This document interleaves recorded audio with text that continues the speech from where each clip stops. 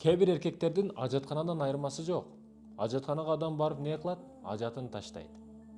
Ажатын чыгарат. Кажетин бүтүрөт.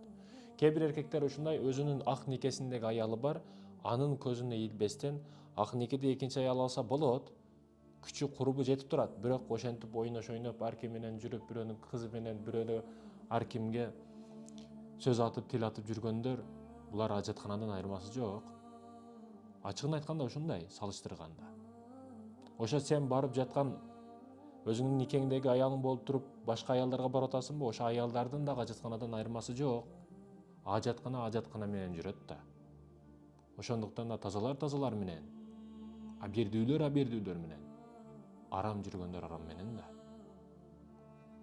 Арак ичип жаткан адамды алдыда Молдекенин дагы айтып турганы, бул жакшы нерсе.